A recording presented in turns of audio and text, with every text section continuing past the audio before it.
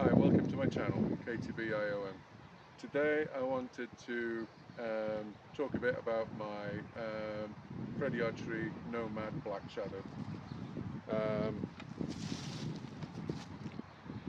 This is a 35 pounds 53-inch bow, and I've had it now a little over 2 years.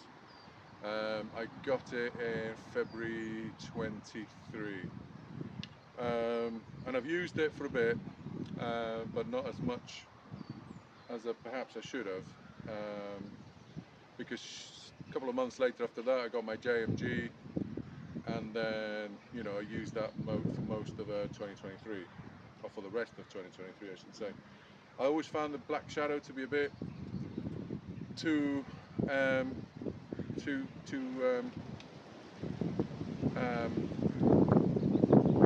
don't know how to say it, variable.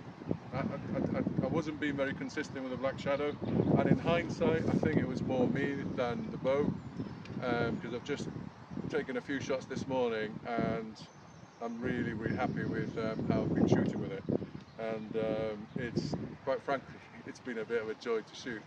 I haven't shot it in such a long time. I think the last time I took it out properly was for the shoot-off, KTB shoot-off versus the Majesty, where it didn't quite do as well as Majesty, and the previous time was when I did the Majesty review in June.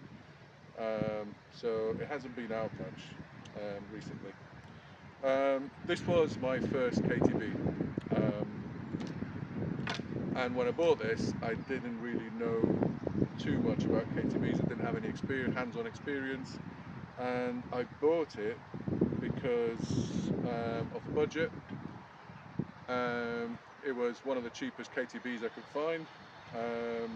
I didn't want to buy from overseas, so I bought this from the UK, and I looked around different archery websites in the UK, and I think I decided to go with, and I bought it from Merlin Archery, because I think at the time they had the best deal on this bow.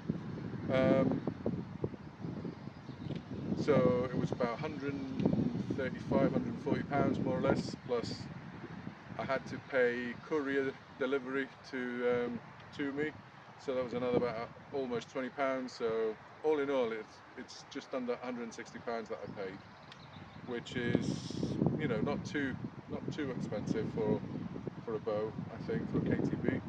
But it's you just get the bow and the string and nothing else. It comes in a box with a plastic wrap, and that's all you get.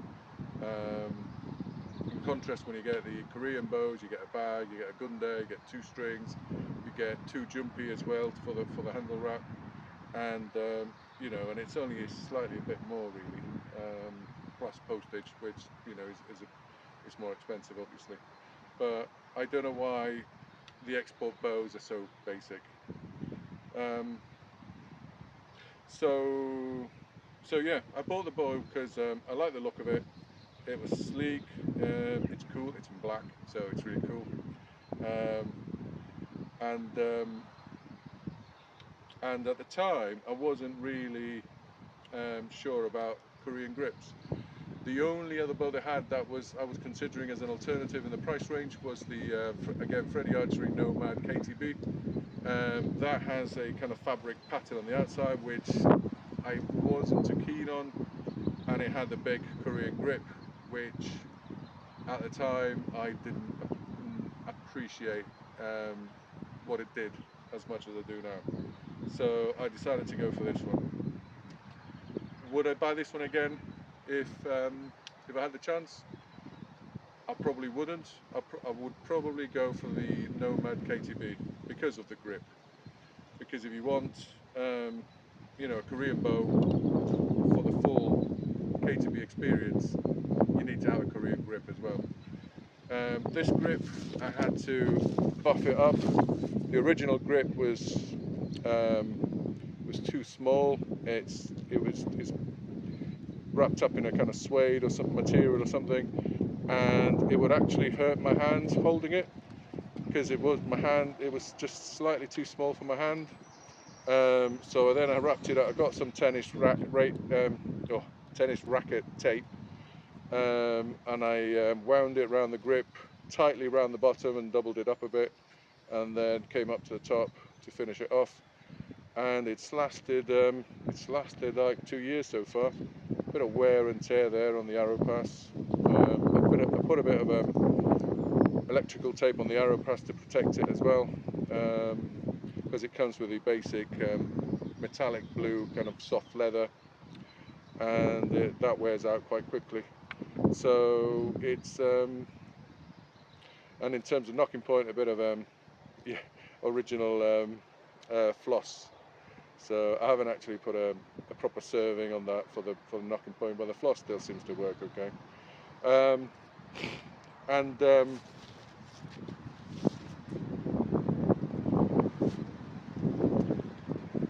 when I first got this bow, obviously I wasn't very good. I didn't know how to shoot properly. I'm still learning, but I'd miss a lot. I'd lose a lot of arrows, hit a lot of trees. Even shot an arrow into a river once. Had to go wading after it. It's it almost put me off KTBs. I got to a stage where I was, should I give up? Is it worth it? And then shortly after that, I got the JMG, and then things changed for me in how I was feeling about it. But there's a couple of things about this bow that I don't like. One of them was the grip, like I said. The other thing that I didn't like, that was driving me nuts, is like every time when I used to shoot, I don't know if you can hear that.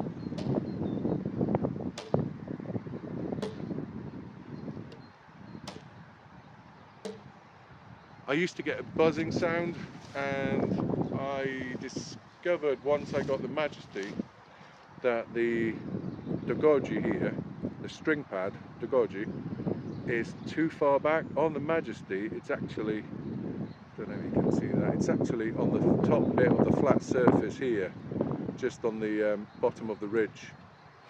On this one, it's slightly set further apart, and if you look carefully there, you can see that the string is barely making contact with the dogoji. So what that happens is that it makes a buzzing. It wants to make a little buzzing sound because it's not actually making full contact.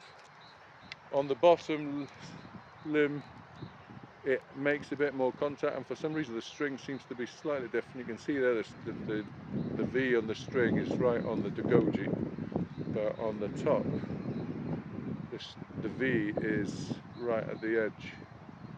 So maybe it's a string issue, but the dogoji are not in the right place. I didn't want to take them off and re-glue them in case the glue's not good, but so far so good. They're staying in place, but they need to be a bit further up.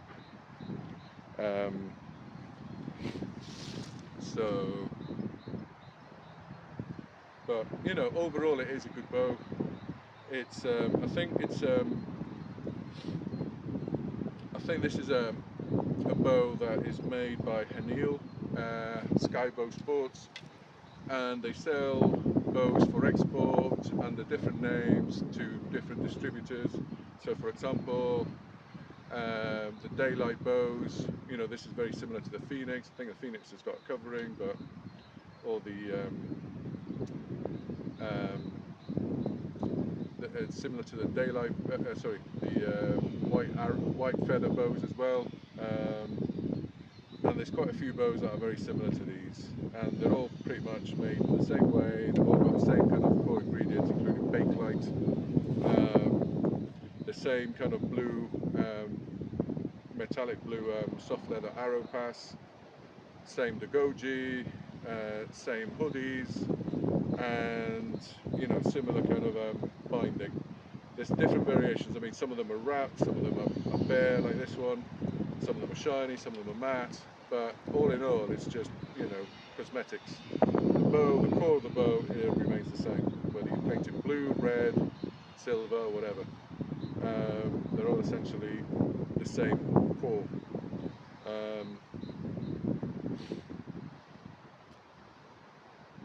And Hanul, you know, makes the HMG, makes the Majesty, you know, the 3K cross carbon bows. So, and they know what they're doing. You know, I've been very impressed with the Majesty. And shooting this one this morning has kind of reminded me, you know, that this is a good bow. I've come a long way in the last 2 years since I first got it. And everything I've learned with the other bows, I've been able to incorporate into the shooting of this one. So it's, and even though it's a 35-pound bow, at full draw is closer to 48 pounds, nearly 50. So it's, you know, look at my video on how Korean bows are measured. So we'll have to experiment and find out more about that in the future. But yeah, you know, so 35-pound bow, it's very easy to pull. It pulls to 34 inches easily. I don't normally pull it that far because it's difficult getting arrows that long. So about 32 inches is what I'm normally shooting at. It shoots well. And if you are going to get a Korean bow, I would highly encourage you to, you know, use a thumb ring like the Koreans do, and to, you know, go for manjak, shoot with a bow fully open. If you're going to shoot 3 fingers and only to 28 inches, you know, the bow will not be performing to its full. It will feel lackluster, and, you know, you'd be better off with a Turkish bow or a Tartar bow or something different. But if you want to shoot a Korean bow, you know, pull, you know, pull as, you know, manjak as far as you can, you know, to the 32, 33 inches, 34 even if you want to, and use a thumb ring. So I'm going to do a bit of shooting and then see what happens. Shooting the Nomade Black Shadow.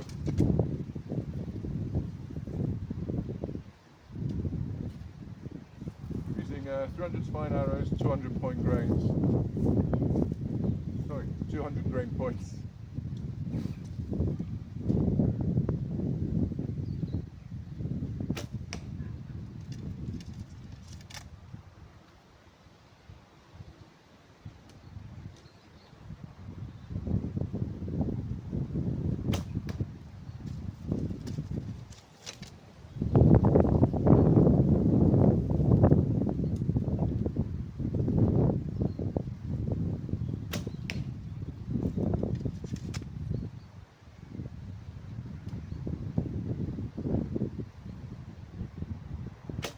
Oh.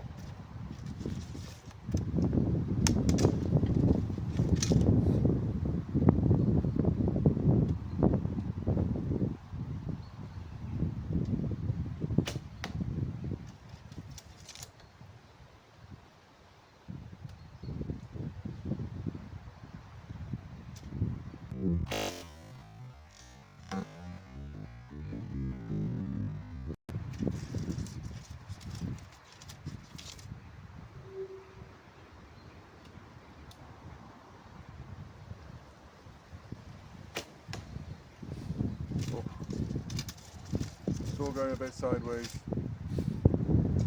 I think the biggest issue with this bow is the grip.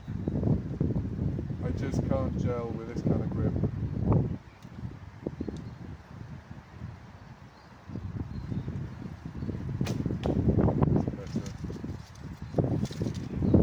It is a bit windy here as well, so it's not ideal.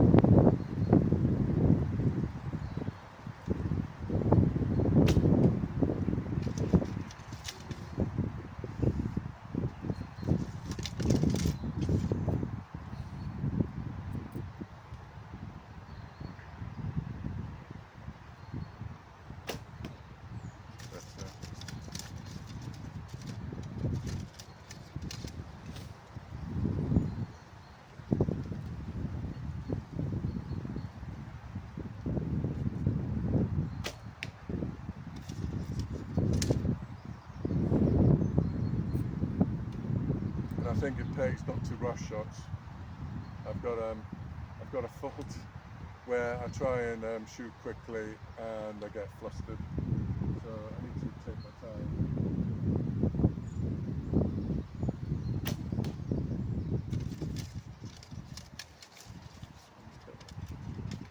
try the 250 spine, 300 grain points, see how they go.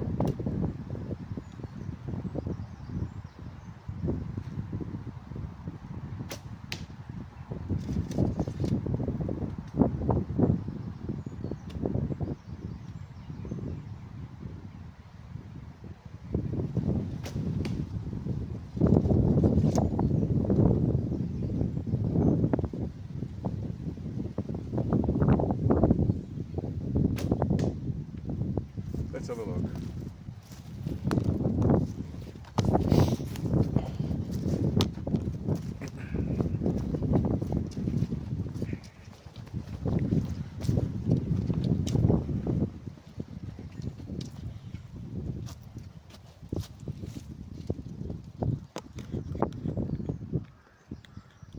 So a bit of a mixed bag.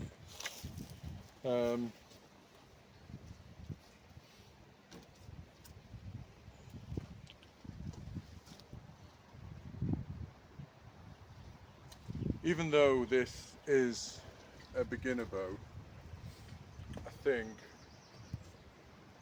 it's not very forgiving. And I don't know whether it's because it's very flexible. It doesn't,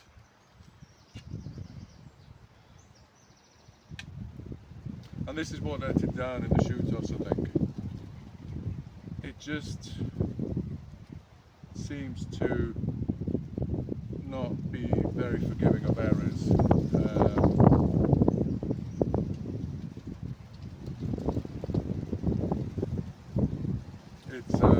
And that's the thing that really bugged me about this bow, why I never use it as much.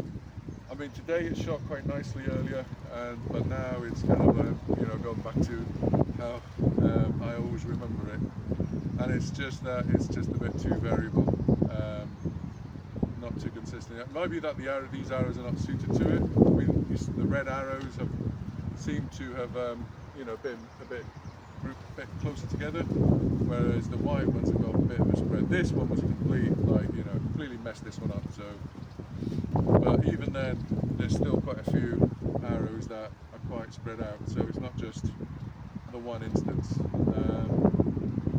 Let's try again and see if I can how it goes. Shooting the Black Shadow again.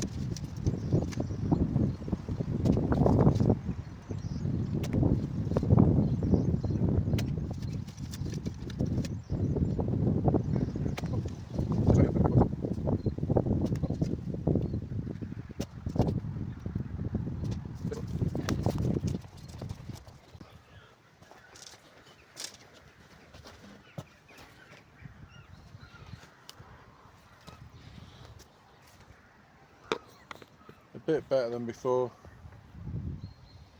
The group's more to the right than I was hoping for, so I think that's just a practice issue. Some quite high ones. I think generally I got the right height, just needed to transport that a bit more to the left. Yeah, I think it's just a matter of practice with the Black Shadow, and with time, if I spend the time on it, I'll probably get better. However, it's not my priority at the moment. I want to use it to try a bit of ambidextrous shooting. In fact, I might try a bit now. Let's see how that goes. It's quite scary for me, but let's give it a shot. And I want to use it as well to try a bit of Slavic draw. But right now, I don't do enough archery as it is to, you know, explore different alternatives. So let's try a bit of ambidextrous shooting with a Black Shadow and see what's that like. brace yourselves.